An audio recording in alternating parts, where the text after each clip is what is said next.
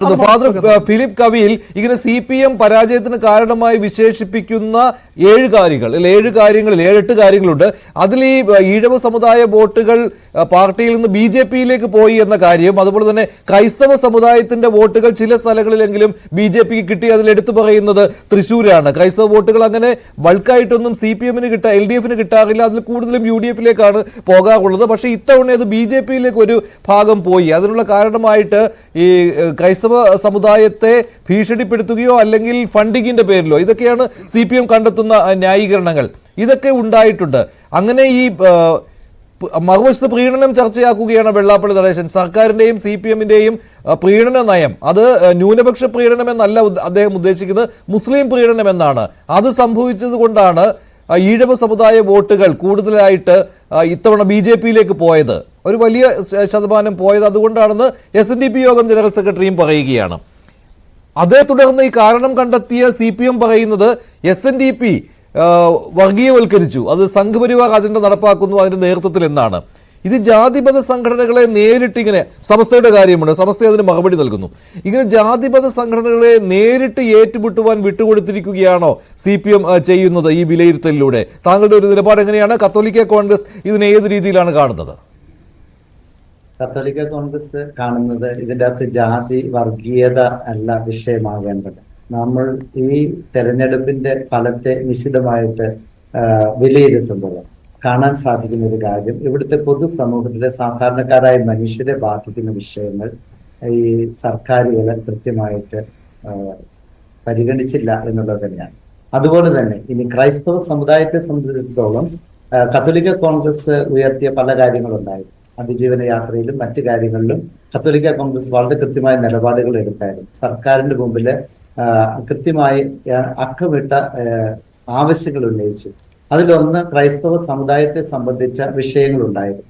2 ഈ സമുദായം ഉൾക്കൊള്ളുന്ന സാധാരണക്കാരായ മനുഷ്യരുടെ ജീവിത പ്രശ്നങ്ങളുണ്ടായിരുന്നു. അതുപോലെ തന്നെ ഈ വനമേഖലകളിൽ താമസിക്കുന്ന ആളുകൾക്ക് അനുഭവപ്പെടുന്ന വന്യജീവി ആക്രമണം ഉണ്ടായി. ഈ 3 കാര്യങ്ങൾ പ്രധാനപ്പെട്ടതാണ്.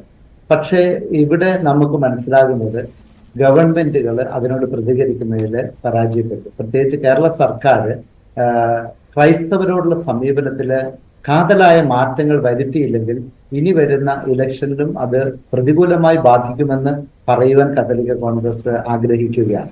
ഇതിൽ നിന്ന് പാഠം പഠിച്ച് തിരുത്തി മുന്നോട്ട് പോകുന്നതാണ് ഈ ഗവൺമെന്റിന് നല്ലത്. ഒന്ന്, ക്രൈസ്തവരുടെ വിഷയങ്ങൾ, സാമുദായികമായ വിഷയങ്ങളും ഈ നാട്ടില് പരിഗണിക്കപ്പെടും. ഇത് ക്രൈസ്തവരുടെ വിഷയങ്ങൾ പറയുമ്പോൾ മറ്റ് സമുദായങ്ങളെ അപകീർത്തിപ്പെടുത്തുകയോ അവരെ അവഗണിക്കുകയോ ചെയ്യണമെന്നല്ല ഞങ്ങൾ പറയുന്നത്. മറ്റുള്ളവർക്ക് കിട്ടേണ്ട അവകാശങ്ങൾ അവർക്ക് തീർച്ചയായിട്ടും കിട്ടണം. അവർക്ക് കിട്ടുന്ന പരിഗണനയ്ക്ക് ഞങ്ങൾക്ക് അസൂയയില്ല. അതേസമയം ക്രൈസ്തവരുടെ വിഷയങ്ങൾ കൃത്യമായി പരിഗണിക്കപ്പെടണം, അഡ്രസ്സ് ചെയ്യപ്പെടണം. ഈ ഗവൺമെന്റിന്റെ മേലുള്ള ക്രൈസ്തവരുടെ ഒരു നിരീക്ഷണം എന്ന് പറയുന്നത് JB കോശി കമ്മീഷൻ എന്നൊരു കമ്മീഷനെ ഈ ഇടതുപക്ഷ സർക്കാർ തന്നെ നിയമിക്കുകയുണ്ടായി. അത് നിയമിച്ചപ്പോൾ അതിന് ക്രൈസ്തവരോടുള്ള താല്പര്യമായിരിക്കും കാരണമെന്ന് ഞങ്ങളൊക്കെ വിചാരിച്ചു. പക്ഷേ പിന്നീടുള്ള സമീപനങ്ങൾ പരിശോധിക്കുമ്പോൾ അത് ക്രൈസ്തവരുടെ കണ്ണിൽ പൊടിയിടുന്ന ഒരു സമീപനമാണോ എന്ന് ഞങ്ങൾക്ക് സംശയം തോന്നി. ഒന്ന്, കഴിഞ്ഞ നിയമസഭാ ഇലക്ഷന് തൊട്ടു മുൻപാണ് JB കോശി കമ്മീഷൻ സ്ഥാപിക്കുന്നത്, ബഹുമാനപ്പെട്ട മുഖ്യമന്ത്രി തന്നെ. പക്ഷേ ഈ JB കോശി കമ്മീഷനെ നിർദ്ദേശിച്ച ഗവൺമെന്റ് അവർക്ക് വേണ്ട അടിസ്ഥാന സൗകര്യങ്ങൾ പോലും ഒരുക്കിയില്ല. ഒരു ഓഫീസ് ആകട്ടെ, കമ്പ്യൂട്ടർ സൗകര്യങ്ങളാകട്ടെ ഒന്നും ഈ JB കോശി കമ്മീഷൻ നൽകിയില്ല എന്ന് ബഹുമാനപ്പെട്ട ജസ്റ്റിസ് JB കോശി തന്നെ പറഞ്ഞിട്ടുണ്ടെന്നാണ് ഞാൻ മനസ്സിലാക്കുന്നത്. പിന്നീട് വിവിധ ക്രൈസ്തവ സമൂഹങ്ങളുടെ ഇടപെടലിലൂടെ, മുറവിളികളിലൂടെ, കൃത്യമായ വാക്ക് ഞാൻ പറയുകയാണ്, പ്രതിഷേധങ്ങളിലൂടെയാണ് ഗവൺമെന്റ് ഒരു ഓഫീസ് സംവിധാനങ്ങളും അത് പ്രവർത്തിക്കാനുള്ള സംവിധാനങ്ങളും കഷ്ടിച്ച് ഉണ്ടാക്കി കൊടുത്തത്. അത് കഴിഞ്ഞ ഇലക്ഷന് തൊട്ട് മുമ്പാണെന്നാണ്. ആ ഇലക്ഷൻ കഴിഞ്ഞ് വീണ്ടും മിണ്ടാതിരുന്നു, ഒന്നും സംഭവിച്ചില്ല. വീണ്ടും എപ്പോഴാണ് ഇതിനെതിരെ പ്രതികരിച്ചത്? ഈ ലോക്സഭാ ഇലക്ഷൻ വീണ്ടും കണ്ണിൽ പൊടിയിടുന്ന മട്ടിലാണ് പ്രവർത്തിച്ചത്. ലോക്സഭാ ഇലക്ഷൻ മുമ്പ് മുഖ്യമന്ത്രി നേരിട്ട് ഇടപെട്ട് ചീഫ് സെക്രട്ടറിയോട് നിർദ്ദേശം കൊടുത്ത് ചീഫ് സെക്രട്ടറി മറ്റു വകുപ്പുകളുമായി ചർച്ച ചെയ്ത് ഇതിന് എന്ത് ചെയ്യാൻ സാധിക്കുമെന്ന് റിപ്പോർട്ട് സമർപ്പിക്കാൻ പറഞ്ഞു. നാളിതുവരെ എവിടെയെങ്കിലും ഒരു റിപ്പോർട്ട് സമർപ്പിച്ചിട്ടുണ്ടോ? എന്തെങ്കിലും ചെയ്തിട്ടുണ്ടോ? ഈ ഇലക്ഷൻ കഴിഞ്ഞു, അത് പാടെ മറന്നതുപോലെയാണ്. ക്രൈസ്തവർ അനുഭവിക്കുന്ന സാമൂഹികമായ ദുരിതങ്ങൾക്ക് കൃത്യമായ പരിഹാരം ജെ ബി കോശി കമ്മീഷനിൽ പറഞ്ഞിട്ടുള്ളത്. പൊതുജന മധ്യത്തിൽ ആ റിപ്പോർട്ട് പുറത്തുവിടട്ടെ, അതിനെക്കുറിച്ച് ഈ ഗവൺമെന്റ് എന്ത് ചെയ്യുമെന്ന് കൃത്യമായിട്ട് അഡ്രസ് ചെയ്യട്ടെ. അതൊന്ന്.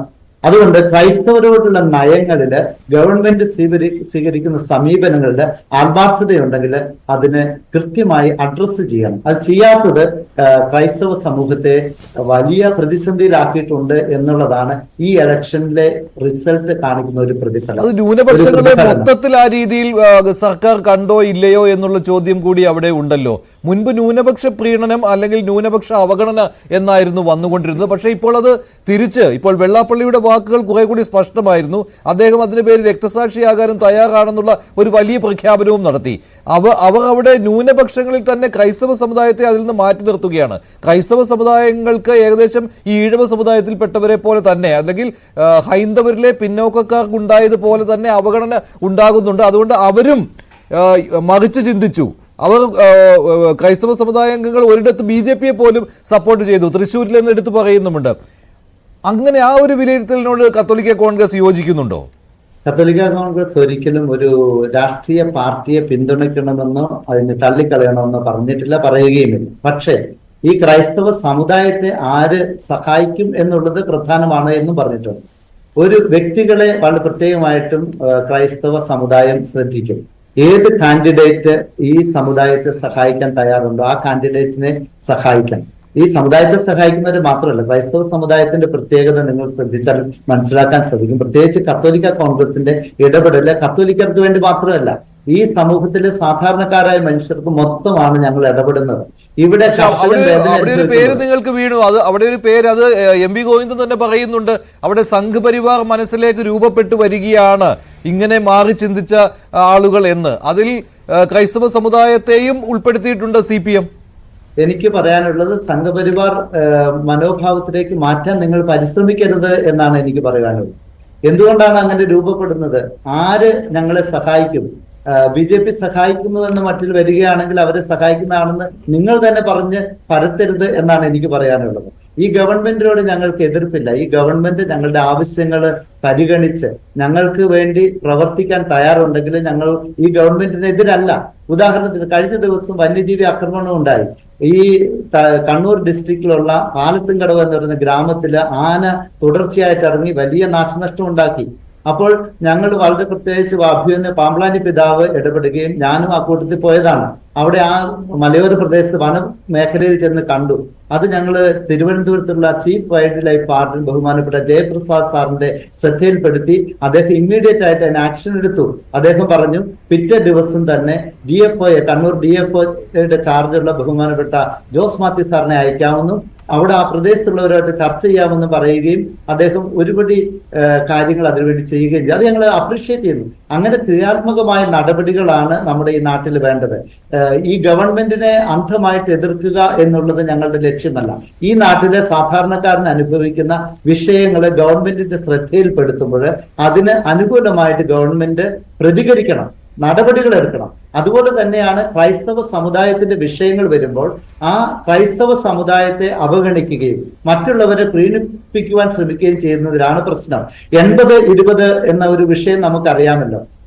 മറ്റ് സമുദായത്തിന് കിട്ടുന്ന നന്മകൾക്ക് ഞങ്ങൾക്ക് യാതൊരു അസൂയയുമില്ല.